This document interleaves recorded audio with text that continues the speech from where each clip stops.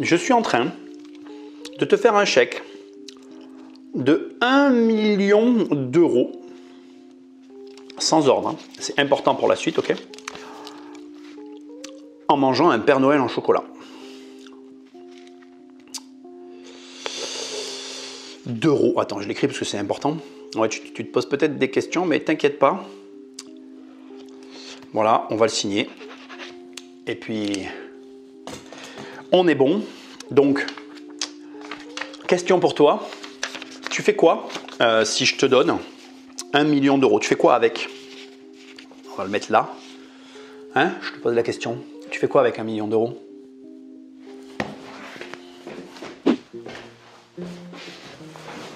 Avant de voir qu'est-ce qu'on fait avec autant d'argent, si je le laisse là, ça va sentir le chocolat. On va le poser à côté, ça sera mieux. Oh, et puis regarde, on va faire que le petit Papa Noël, il va quand même te regarder. Hein. Il te regarde, tu le regardes, vous vous regardez quoi.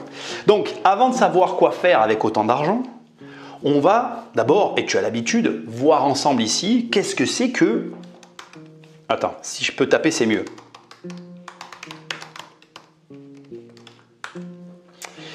Ah, il l'a trouvé, regarde ici, là, tu le vois, il manque un petit i, c'est mieux comme ça, ok? Alors regarde, l'éducation économique, budgétaire et financière, EducFi en contraction, porte sur la gestion du budget personnel ou familial, l'apprentissage des outils bancaires et d'assurance, compte, moyens de paiement, crédit, épargne et assurance.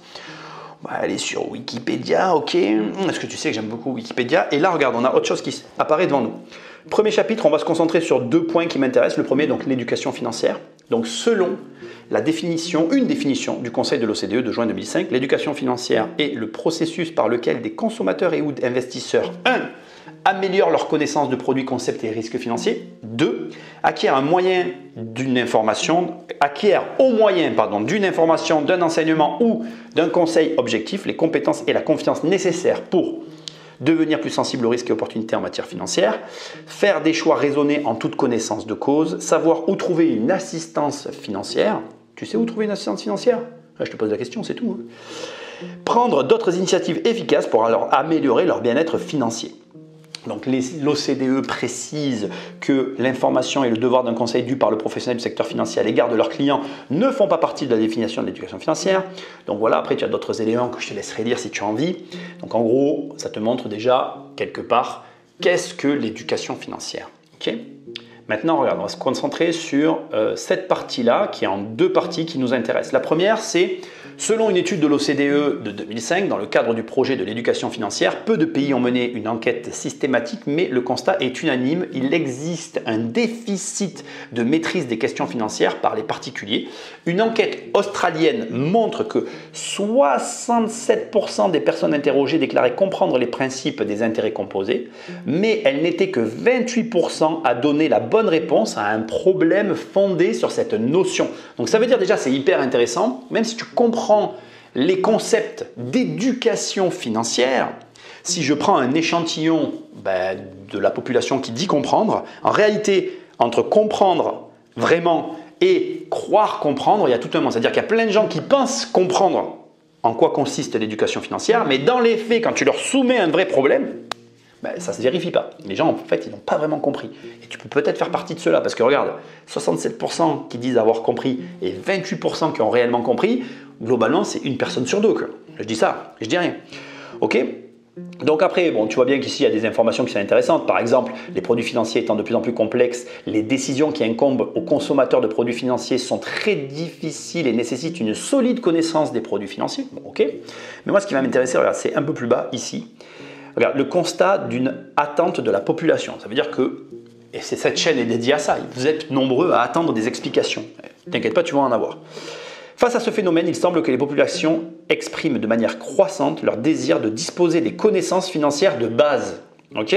On va passer un peu, on va aller là où ça m'intéresse. En 2018, en France, la Banque de France commandite une étude sur le niveau d'éducation financière des Français. Ça te concerne, ça me concerne, ça nous concerne.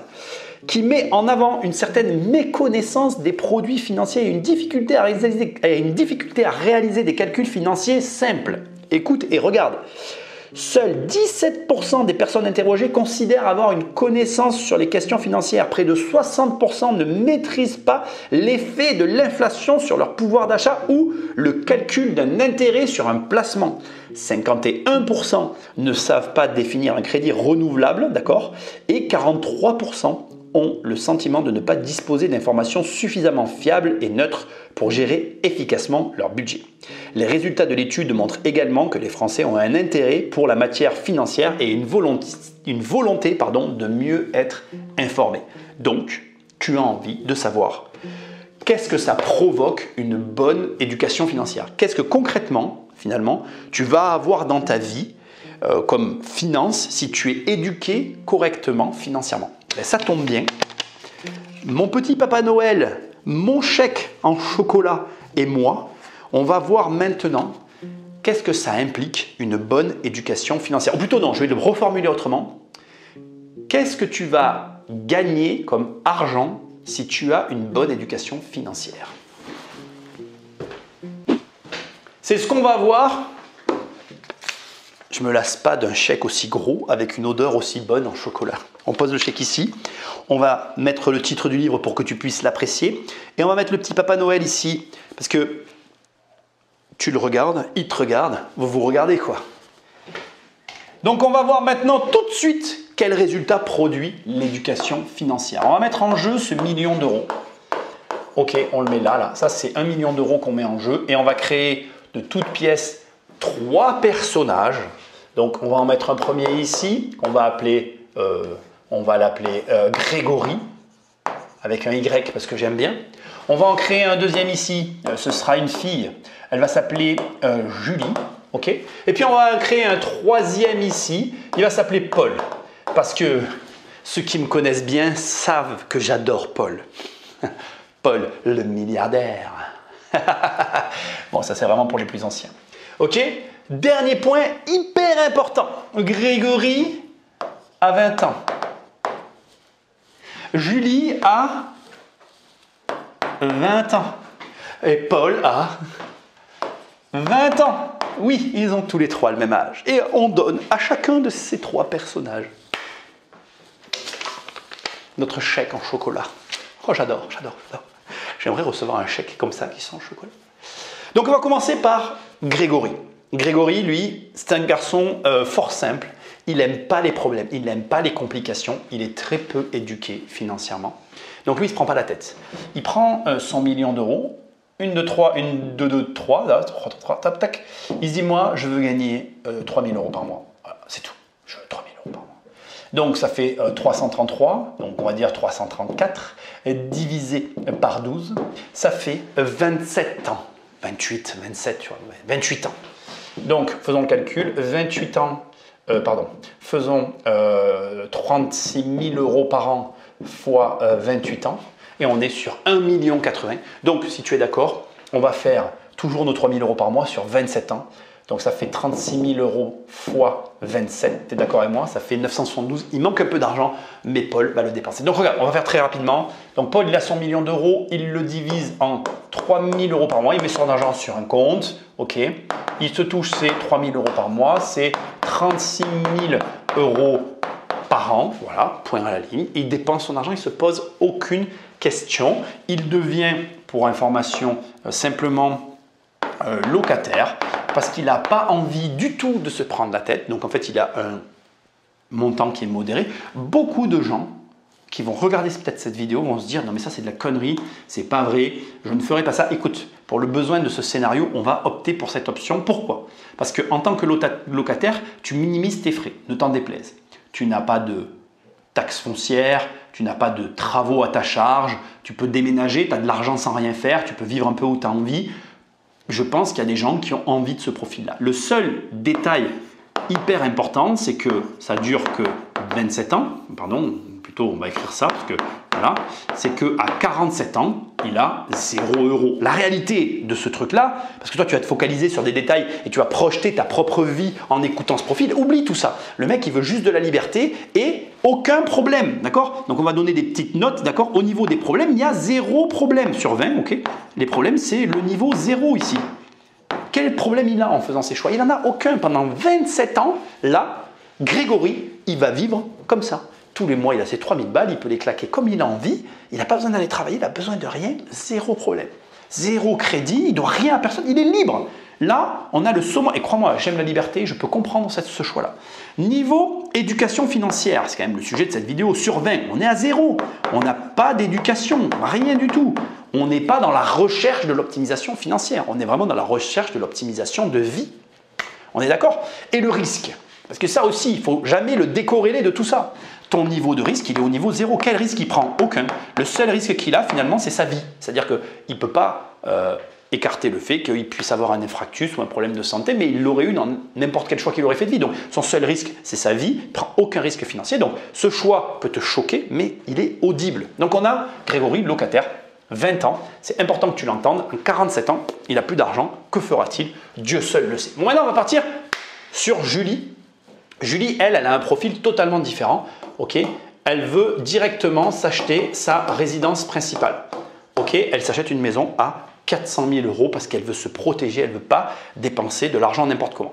Une résidence à 400 000 €, c'est une résidence qui va te coûter 3 000 € de foncier par an. Et on va juste doubler ce montant pour l'entretien. C'est-à-dire que si tu dépenses 3 000 € de foncier, tu vas au moins dépenser 3 000 € de, comment dirais-je, tu vas au moins dépenser 3 000 € d'entretien sur ta maison. Donc tu dépenses 6 000 € par an. On va toujours garder maintenant le chiffre de 27 années, hein, d'accord? On est sur une perspective à chaque fois de vie de 27 ans. Voilà. Ils vont tous passer ces 27 années avec ce million d'euros. Et donc regarde, si tu fais 6 000 € fois 27 ans, d'accord? Sa maison lui aura coûté 162 000 €. Ça veut dire que on a une résidence principale qu'elle aura acheté 400 000 €, mais qui lui aura coûté 162 000 € à occuper en frais divers, qui vient en moins. Heureusement, en 20 ans, sa maison aura pris 100 000 €. Donc en définitive, sa maison lui aura coûté 62 000 €. D'accord? Donc ça veut dire qu'on a un coût global de la maison à 500 000 €. Ça, c'est la valeur au bout de 27 ans. Donc ça veut dire que les 162 000 €, tu les déduis du million d'euros. Ça veut dire qu'en réalité, elle paye 400 000, mais on est déjà à 562 000 € payés rien que pour cette maison. Important de l'entendre. Ensuite, elle s'achète une voiture à 50 000 €. Elle va aussi prendre 100 000 €. Ça, c'est de l'épargne de sécurité. Tu sais, parce qu'elle en entend parler de tous les côtés. Elle se dit, moi, je veux me protéger. Donc voilà, on est d'accord. Donc 150 et 150, on est à 300. 4, 5, 6, 7, on est à 700. 700, elle va placer 200 000 € en locatif, ok?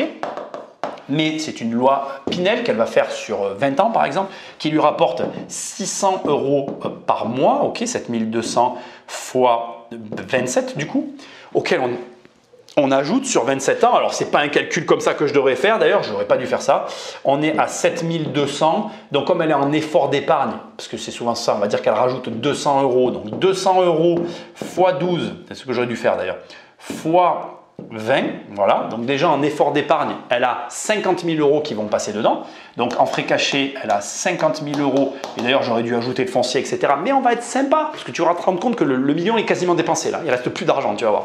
50 000 € d'effort d'épargne pour cette année où elle va vraiment, bon, j'aurais dû 7 200, bref, peu importe, plus 7 ans, où elle va vraiment gagner, on va rajouter les 50 000 € plus 50 000 €. Ok? Voilà, on arrive à faire des calculs à peu près comme ça. C'est pas ça que j'aurais dû faire. Ici, c'était moins. Alors, je vais pas y arriver, tu vois, que là, ça va être chaud là. Ouais, ça va être chaud. Bon, c'est pas grave, on va faire ça comme ça. Et là, on va mettre moins 50 plus 50, ça s'équilibre. Et bon, à peu près, voilà. Il y a le foncier qu'il faudrait ajouter, mais bon, on n'en parle plus. Donc là, si on fait déjà le calcul de là où on en est, on est à 400 plus 162 plus 50, ok, plus 100, plus 200, on est à 912 000 € dépensés finalement sur les 27 années.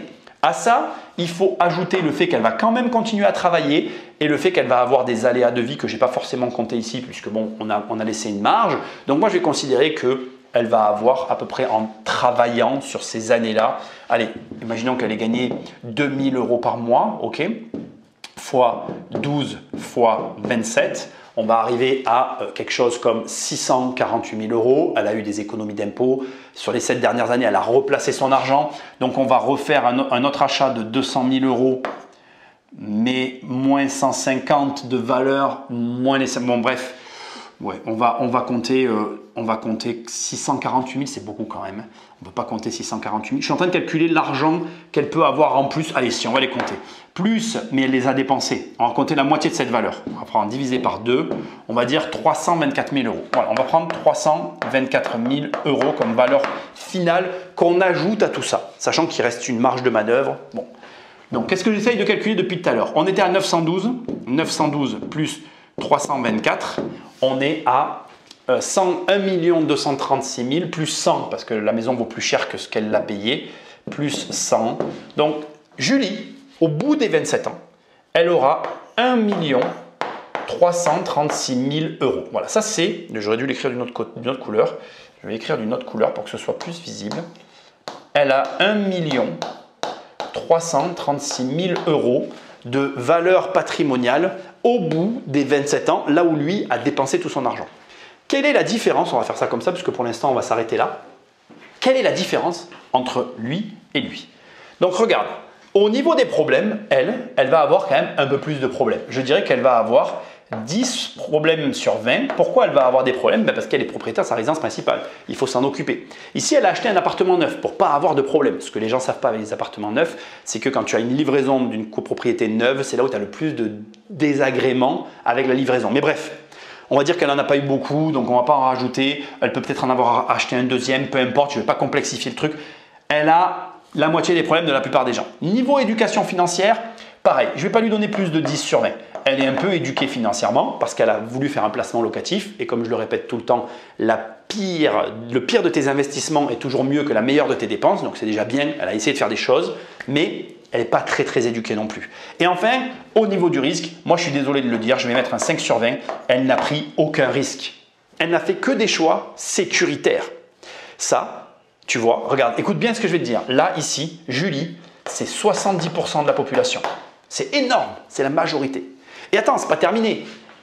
Grégory, ici, c'est 25% de la population. Ouais, je sais que là, tu vas pas être d'accord avec moi. Non, c'est pas vrai, Nicolas. Les gens ne réfléchissent pas comme ça. Si. Il y a beaucoup de gens qui réfléchissent comme ça, plus que ce que tu peux imaginer. Parce que là, pas de problème. Les gens, ils veulent pas avoir de problème. D'ailleurs, ils agissent pour ne pas avoir de problème. Donc, déjà, l'éducation financière, à ce stade, tu as déjà la réponse. La réponse, c'est quoi? C'est fais des choix faciles et tu auras une vie difficile. Fais des choix difficiles, on va les voir à la fin, et tu auras une vie facile. Pourquoi? Et je vais t'expliquer, c'est très simple. Lui, pendant 27 ans, il n'a pas de problème. Mais à 47 ans, il va devoir se mettre à réfléchir. Et il y a un truc qu'on ne te dit jamais assez, c'est que ton capital énergétique de tes 20 ans, il n'est pas le même qu'à tes 27 ans, qu'à tes 47 ans. Tu ne vas pas avoir la même énergie là que tu avais là-bas au début de ta vie. Et du coup, ici, aller chercher des solutions difficiles, c'est plus compliqué pour toi. Et je te souhaite de ne pas faire ces choix-là, même pas ceux-là, parce que pour faire le switch après, ça devient très compliqué. Parce qu'en fait, l'argent, c'est aussi des habitudes. Et ça, on ne te le dit pas suffisamment. Si tu prends certaines habitudes, aller très précisément ici, chercher du risque quand tu n'as jamais eu l'habitude d'en prendre et que pour toi, le moindre petit risque est énorme, alors qu'en fait, il est tout petit. Et en plus, ça va plus loin que ça. C'est-à-dire que, regarde, ici, elle s'est tapée, Julie, des moins-values sur ses achats locatifs. Du coup, elle n'a pas le bon mindset. Et ça complique la vision des choses.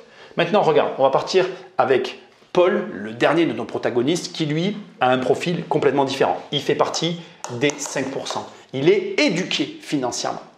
Et ça répondra complètement à ta question. Déjà, il va couper la somme en 3. Il va faire 400, 400, 200. D'accord? Les premiers 400, il va les mettre en immobilier. Écoute bien, ça va aller très vite. Il va faire 150, 150 et 100 000, mais tu verras ensuite. Les 150, il va aller acheter des immeubles à 500. Ok, mais ces immeubles à 500 vaudront 600. Il va faire des bonnes affaires. Donc là déjà dans mon calcul, il y a une première erreur qui est très importante. La première erreur, c'est la suivante, c'est que ça n'est pas mécanique. Tu ne peux pas à chaque fois refaire la même opération.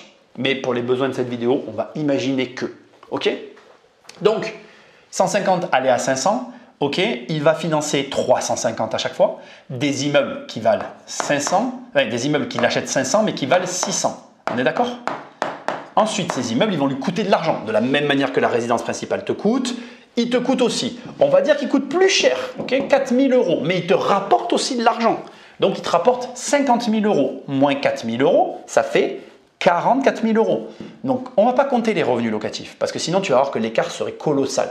Je vais juste te les donner en plus à la fin. Mais je ne vais pas les compter parce que sinon tu vas te dire mais what the fuck, le mec est riche. En finançant le premier puis le deuxième, il a l'argent de rajouter les 50 d'apport sur les 100 qui lui restaient pour le troisième. Déjà, rien que là, regarde, il n'a même pas commencé le mec. 6 x 3, 18, il a 1,8 million d'euros. Tu te rends compte ou quoi? Il vient à peine de commencer. Il a fait ses premiers mouvements, d'accord? Donc sur les 20, il fait des crédits de 20 ans comme elle a fait elle. Donc on va l'écrire de cette couleur, 1,8 million, d'accord?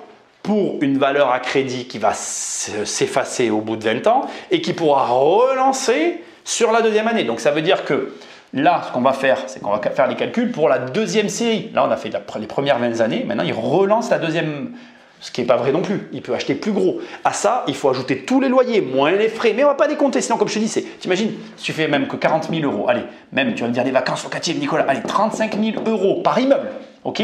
Fois, ça c'est par an, par immeuble. Mais ça sera plus que ça, mais admettons, fois 20 ans, ok? Ça fait 700 000 euros, fois 3, 3 x 7, 21. T'imagines, alors l'argent n'est pas pour lui, il paye la banque, il paye le truc, peut-être même qu'il ne reste rien. C'est du flux qu'il a pour les années d'après. Donc là, je devrais rajouter des chiffres plus gros pour la deuxième série. Je ne le ferai pas. Donc on y va. On a 350 de crédit ici à chaque fois, tu es d'accord avec moi? 350 x 3, tu es d'accord? Ça fait 1,50 million pour une valeur de 1,8 million. 1,50 million moins 1,8 million, 750 000 euros, plus 750. Puisqu'en fait, il relance une deuxième série d'immeubles, puisqu'on est toujours sur un trajet de 27 ans. Donc pour t'expliquer, il a acquis 1,8 million d'immeubles sur 20 ans.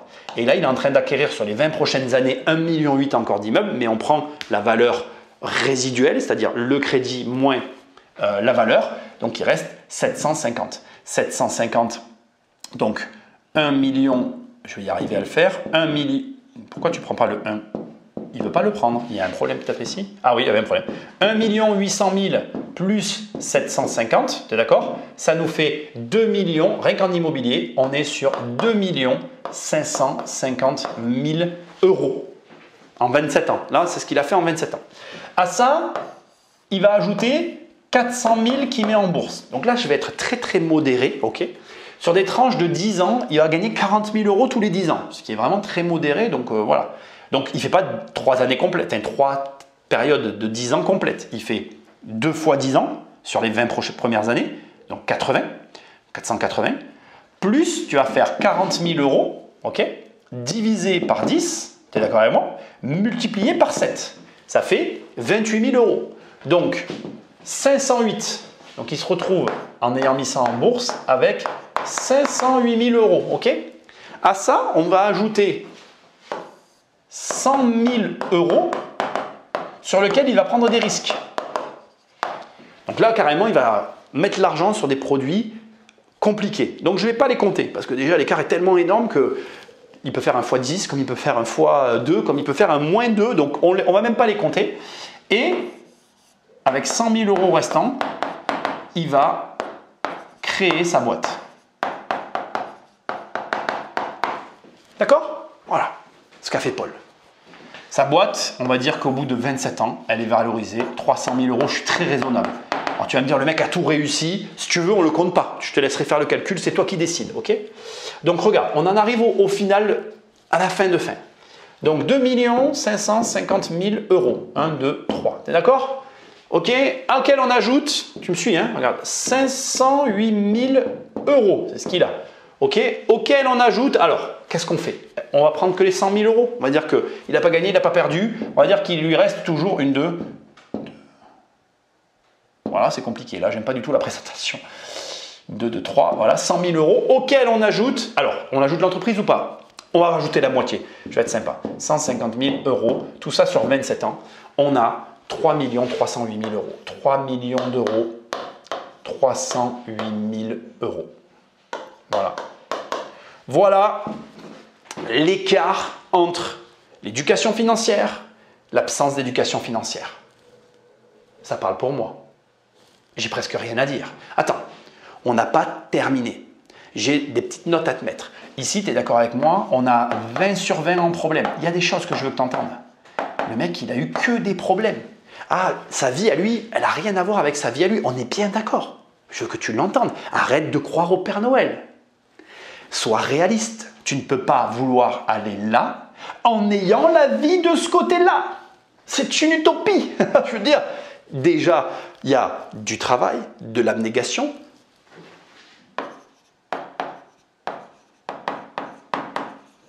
Du risque. Eh oui, regarde, zéro risque, zéro problème. Et là, en éducation, on a un 20 sur 20 aussi. On a un mec qui a bossé. Parce que, sois concret maintenant, réfléchis 2 secondes. Qu'est-ce que j'ai oublié, que je ne te cache pas volontairement, mais qu'est-ce que j'ai oublié qui a une importance capitale et qui fait toute la différence et qui répond à la question qu'est-ce que l'éducation financière? Qu'est-ce que j'ai oublié? Regarde, je vais te le dire ce que j'ai oublié. Ici, on a 27 années de quelqu'un qui profite à 100% pendant 27 ans de son temps au meilleur moment de sa vie. Et ça, il faut l'écrire. Il va pouvoir profiter de sa vie pendant ses 20 plus belles années de sa jeunesse et il n'aura pas eu de contraintes. Et ça, c'est une réalité. Et le temps, c'est très important. Ici, on a quelqu'un qui aura acquis une certaine sérénité, mais qui aura profité que de 50% de son temps, parce que je te rappelle que Julie a gardé son travail, qu'elle a quand même, elle s'est attachée à avoir une vie normale, tout en se créant une forme de sécurité. Elle n'aura utilisé que 50% de son temps réellement, puisqu'il y a 50% qui seront partis dans le travail et dans les aléas de la vie. Là-bas, le temps, il n'en aura pas profité. Le temps, il n'en aura pas profité. S'il a profité des 10% de son temps, c'est le maximum. Bien sûr que tu sacrifies des choses. Et attends, maintenant, ne vois pas que le verre à moitié vide. Soyons vraiment réalistes jusqu'à la fin. Maintenant, ce qu'on ne te dit pas non plus et que je veux te rappeler, c'est que lui, à ses 47 ans, il fait quoi? Mais lui-même ne le sait pas. Mais à mon avis, toi non plus, tu ne le sais pas. Et elle, au moindre problème, elle fait quoi? Parce que regarde comme son argent s'est dilapidé vite pour s'acheter une sécurité illusoire. Et attends, c'est là où ça devient intéressant. Lui, à 47 ans, ben lui, il peut s'arrêter. Là où tous les autres sont obligés de continuer. Et oui, pourquoi ils sont obligés? Elle a choisi de s'acheter une maison qui lui coûte de l'argent, qu'elle doit entretenir coûte que coûte. Parce qu'il y a une chose aussi que je ne t'ai pas dit, que tu es peut-être en train de te dire. Et oui, c'est vrai, Nicolas, tu ne l'as pas dit. Oui, je ne l'ai pas dit. Il habite où, lui? Eh bien, lui, pendant 20 ans, il a été locataire. Et après, ce que je ne maîtrise pas, c'est que sur les 7 années qui ont suivi, soit il est devenu propriétaire, soit il est resté locataire en fonction de ses choix et surtout de la liberté qu'il voulait avoir. Mais la différence entre lui et tous les autres, c'est que lui, il a toujours le choix. Il est libre. Là où eux, tôt ou tard, l'étau finira par se resserrer. En fait, ce qu'on ne te dit pas assez avec l'éducation financière, c'est que plus tu t'éduques financièrement, plus tu vas faire des choix qui paraissent risqués pour la majorité, mais qui en réalité sont calculés parce que tu es éduqué, eh bien en fait, moins tu seras contraint de faire ce qui te déplaît. L'éducation financière, elle t'apporte du choix, là où l'absence d'éducation t'apporte des contraintes. Et ça, je peux te le montrer, je peux te l'expliquer, mais je ne peux pas le faire à ta place. S'éduquer financièrement, ça veut dire lire des livres, mais on va en reparler. Et juste, je vais terminer avec ça ici, c'est hyper important, ok? Je ne suis pas en train de te dire que ça, c'est mieux que ça ou qu'il y a un schéma qui est mieux que l'autre. Le but de tout ça, c'est de répondre d'abord à la question qu'est-ce que l'éducation financière? Et l'éducation financière, c'est déjà non seulement d'être capable de regarder ce genre de vidéo, mais aussi de poser ce genre de calcul et d'arriver à se dire peut-être que le schéma classique ne m'amène pas au résultat qui me fait le plus rêver. Et la question, je te la pose. Qu'est-ce qui te fait rêver? On va y répondre. L'argent ou le Père Noël? Alors, qu'est-ce qui te fait rêver? L'argent ou le Père Noël? Je suis vraiment en train de finir cette vidéo en te parlant d'un Père Noël et d'argent. J'ai quelque chose à t'expliquer qui, je pense, est très intéressant.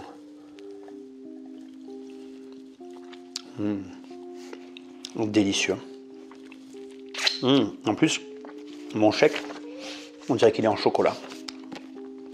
On va essayer d'éviter d'en mettre partout. Écoute ce que je vais t'expliquer.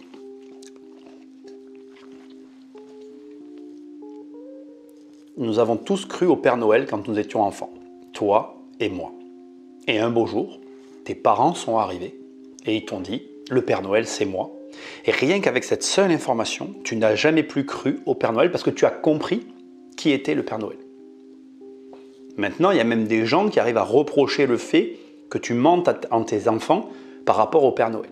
La vie, c'est une question de perspective. Regarde, tu peux effectivement voir l'histoire du Père Noël comme un mensonge. Et dans ces cas-là, c'est négatif. Mais tu peux aussi te dire que en faisant croire à tes enfants au Père Noël, tu leur apprends à croire. Maintenant, regarde, ce qu'on va faire, je ne vais pas le jeter parce que j'aimerais pas le casser.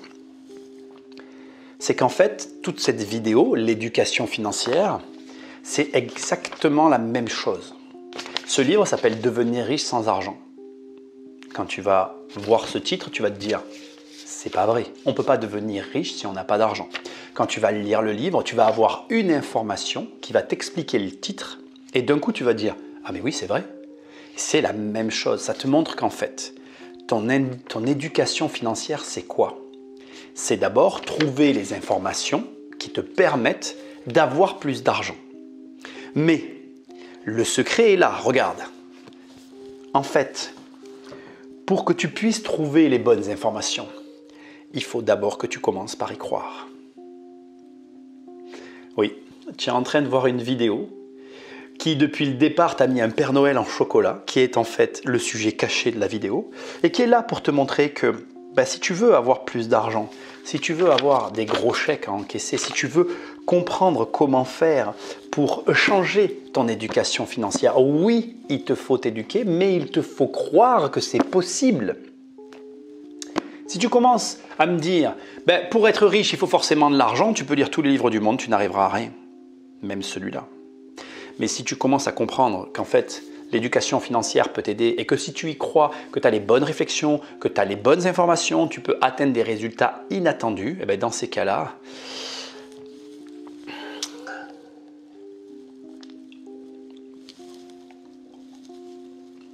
tout comme moi, tu te mettras à croire au Père Noël. Ouais, j'ai fait une vidéo qui parle d'éducation financière en mangeant un Père Noël en chocolat et en me débrouillant à te faire un pont entre les deux. Alors si ça vaut pas un like, un abonnement et je ne sais quoi, vas-y, hein, fais-toi plaisir. Et en plus, le chocolat est délicieux. Bref, si tu veux ce livre, tu tapes riche sur Amazon, il apparaît en première page. Tu n'as même pas besoin de le chercher, il vient à toi. Et si tu veux changer ta réalité financière, commence par y croire, trouve les bonnes informations et passe à l'action. Like, partage et je te dis à très bientôt dans une prochaine vidéo. Salut!